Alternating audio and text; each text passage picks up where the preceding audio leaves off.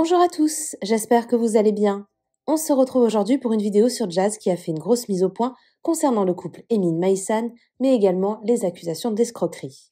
En effet, depuis l'annonce de la séparation d'Emin et Maïsan, Jazz est accusée d'être responsable de leur rupture. Selon certains, elle n'aurait jamais accepté leur relation. Jazz a donc décidé de s'expliquer hier à ce sujet. La jeune femme affirme n'avoir aucun lien avec leur rupture et, selon elle, c'est juste que les deux n'avaient pas la même mentalité. Dans son live, Emin avait également révélé être payé 2500 € par Jazz et Laurent. Un salaire qui avait beaucoup surpris les internautes. Au vu des moyens du couple, Emin aurait dû être payé plus selon eux. Jazz a donc fait une grosse mise au point concernant cette histoire et annonce qu'à présent, Emin ne travaille plus pour eux. Jazz évoque également les rumeurs d'escroquerie, la prochaine saison de la JLC Family et sa dernière crise de couple avec Laurent. N'hésitez pas à vous abonner à la chaîne si ce n'est pas déjà fait et à liker et commenter cette vidéo pour me soutenir. Merci beaucoup et à très vite pour une nouvelle vidéo. Tout le monde, j'espère que vous allez bien. Ça fait grave longtemps que je vous ai pas parlé, ça fait bizarre carrément. Mais c'est vrai que tous les jours je me dis faut que je leur parle, faut que je leur raconte tout ce qui se passe dans ma life. Et franchement j'arrive pas. Je sais pas pourquoi, genre c'est la nouvelle ère qui est assez compliquée. La nouvelle génération, les réseaux sociaux là ça a grave changé dans le sens où genre les hobbies, les trucs que vous aimez partager, enfin ça a vraiment changé. Donc c'est un peu compliqué pour se positionner. Je sais pas si c'est moi qui ai vieilli ou si je sais pas, j'ai fait un blocage des réseaux, mais vraiment ça me fait chier et j'ai vraiment envie de parler avec ma communauté en fait. Ces derniers temps, il s'est passé grave de trucs. D'ailleurs, comme vous pouvez voir, mon prénom, c'est un prénom qui fait souvent les gros titres ou dont les gens adorent parler de moi, que je sois présente ou pas présente sur les réseaux sociaux. Je fais toujours parler. Bon, écoute, c'est comme ça. Mais bon, sinon, dans ma vie perso, il s'est passé grave de trucs. Des événements. Commençons par un des trucs qui a fait assez de bruit ces derniers temps. Ça a été le live surprenant de Emin. J'avoue que je m'y attendais pas du tout non plus. Et du coup, je l'ai regardé le lendemain en replay parce que je dormais. Mais je pense que c'est important de faire un point dessus. En Thaïlande, Emin et moi, on discutait. Et en fait, on s'est comme d'un accord mis d'accord que... Enfin, d'un accord, oui. En gros, oui, c'était un accord. Mais en gros, lui, il me faisait part du fait qu'il avait envie de kiffer des expériences, qu'il avait envie de voyager à droite, à gauche, etc. Et que, voilà, mais qu'il avait peur d'arrêter le travail parce qu'il avait peur de me blesser, etc. Et moi, comme je lui ai dit, ça me blesse pas du tout. Vraiment pas du tout. Genre, tant qu'il est heureux, tant qu'il est content, moi, ça me va parfaitement.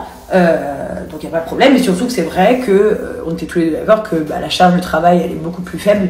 Donc, forcément, il avait moins de travail pour lui. Et lui aussi, il n'avait pas envie de rester, que je le paye tous les mois, juste pour être là, quoi, en fait, en gros.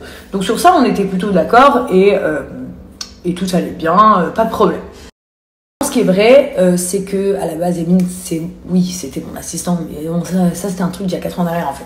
Après, ça a changé, on disait toujours assistant, mais c'était plus mon manager que mon assistant. Ensuite, il y a eu le fait qu'on est devenus très amis, puis meilleurs amis. Et Emin, ça a toujours été celui un peu qui me protégeait de tous les loups dans nos entourages d'amis, etc. Et au final, ça a été compliqué quand même de voir d'un coup mon ami, quand on a fait la bataille des clans, du coup devenir un peu un mec de mon milieu. Parce que pour être très honnête, mes meilleurs amis, comme vous pouvez le constater, ne sont jamais des gens de mon milieu. Justine, Emin, ma copine Sarah que vous voyez en ce moment, Angélique et Cassie qui sont mes meilleurs amis d'enfance, voilà, mes copains, Nono, tout ça. Enfin, mes amis à moi, mes vrais amis, ce ne sont pas des gens de mon milieu. Pourquoi? Tout simplement parce que je n'aime pas trop la mentalité de mon milieu, que ce soit le côté très festif ou que ce soit le côté très on se tape la bourre pour qui est le meilleur et tout. Enfin, je déteste ce genre d'ambiance. Donc j'ai toujours choisi des amis complètement à part. C'est vrai que quand Emin a commencé la télé et tout, donc là ça a fait bizarre. Après il s'est mis en couple avec Maïsan, donc ça a fait encore plus bizarre parce que c'était aussi une fille de mon milieu. Et ensuite, là il arrête et puis c'est un peu devenu la star de TikTok. Du coup, lui, c'est vrai quand ton Camille me dit ouais pourquoi t'es pas contente pour moi et tout, mais en fait je suis contente pour lui que voilà ça marche, qu'il kiffe, il s'amuse, il gagne de l'argent et tout. Mais c'est vrai que ça me fait bizarre aussi parce que, j'aurais jamais été, vous voyez, à la base mon ami c'est cette personne-là, donc c'est vrai que ça me fait bizarre. Donc ça a été un peu chelou à gérer, mais tant qu'il reste dans sa tête le Emin que je connais, ça me va. Et puis il y a eu ce fameux live où il s'est dit plein de choses qui ne me regardent absolument pas.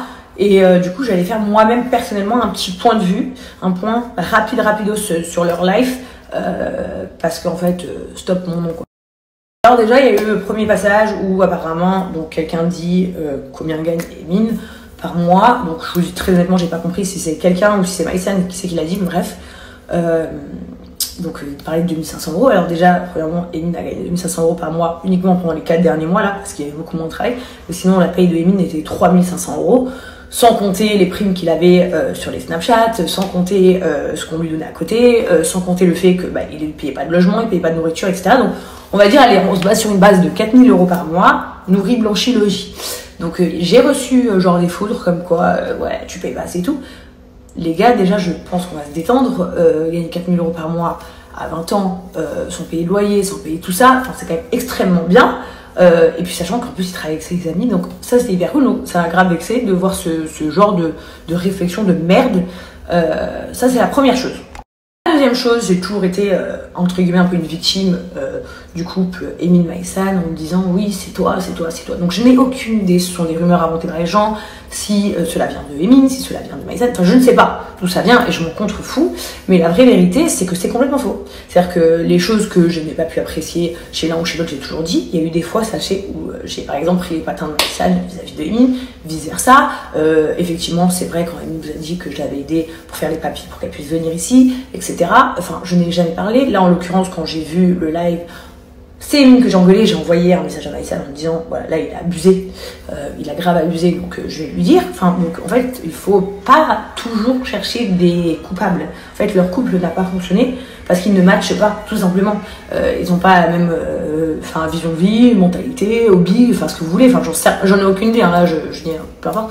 Mais déjà elle a rien à voir avec ça. Une, elle s'en fout complet, et deux, au contraire, j'ai toujours été très juste. Quand j'ai trouvé que l'un ou l'autre avait raison ou tort, j'ai toujours dit à l'autre que ce que j'en pensais en fait. Donc vraiment voilà, je voulais faire un point sur ça, sur la catégorie Emin, parce que ça m'a vraiment saoulé en fait.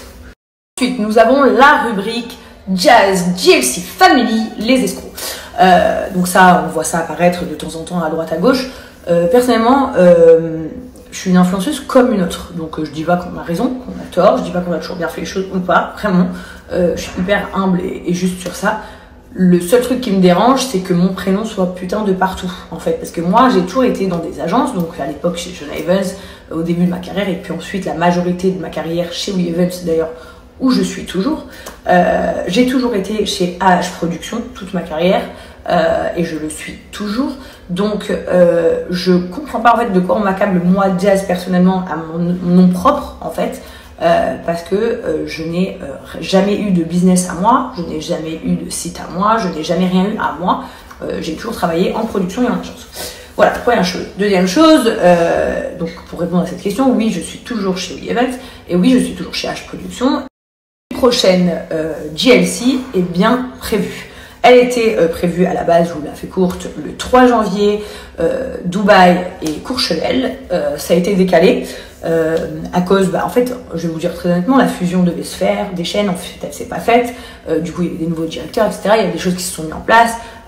Et du coup, on n'a pas fait la saison au 3 janvier comme prévu. Et franchement, je vais pas vous mentir, j'ai passé une grosse crise avec Laurent à ce moment-là. Donc, c'était hyper bien. Donc, encore une fois, je précise parce qu'il faut toujours préciser les choses, pas du tout une histoire de tromperie ou je sais pas quoi, c'est juste une histoire de il me saoulait. Donc franchement ça m'arrangeait vraiment bien que ce soit pas à ce moment-là le tournage, mais du coup le tournage est bien prévu, mais on ne sait pas si on va le faire ce mois-ci, le mois prochain ou au mois de juin, mais c'est bien prévu. Donc non, la JLC n'est pas déprogrammée, la JLC n'est pas annulée, et bien évidemment vous allez avoir votre 7e saison de la JLC Family.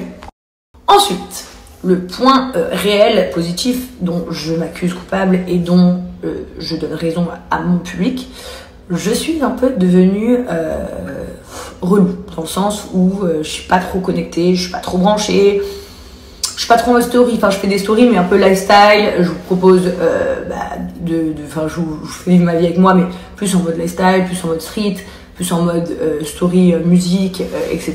Mais pas trop parler et tout. Et c'est vrai que c'est dommage parce que à la base, moi, si vous m'aimez, c'est pas du tout parce que j'étais mannequin, c'est pas du tout parce que j'étais une influenceuse voyage ou nutrition, mais parce que justement vous adoriez que je partage ma vie avec vous.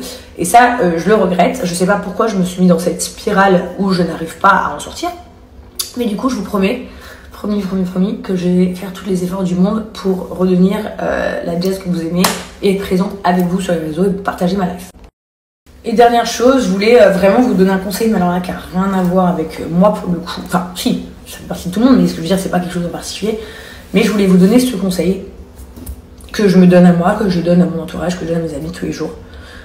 C'est en fait arrêter de vous victimiser, arrêter de vous culpabiliser de choses, arrêter de vous infliger des douleurs qui ne sont pas les vôtres. Ce qui est réel, c'est que dans la vie, en fait, les gens les plus forts sont les gens qui pardonnent. Que ce soit en couple, que ce soit en amitié ou que ce soit dans la famille. Quand tu sais pardonner les gens, quand tu pardonnes les gens, malgré la peine qu'ils t'ont fait, malgré la douleur que tu as ressentie, c'est ces personnes-là les plus fortes. Sachez-le, la personne la plus forte n'est pas celle qui colle une baffe, n'est pas celle qui fait la gueule à vie, n'est pas celle qui ignore, n'est pas... Enfin si, ignorer quand même, si. Mais n'est pas celle qui, qui ne te parle plus et qui te salit. Vraiment, le pardon, c'est une des plus grandes forces. Voilà.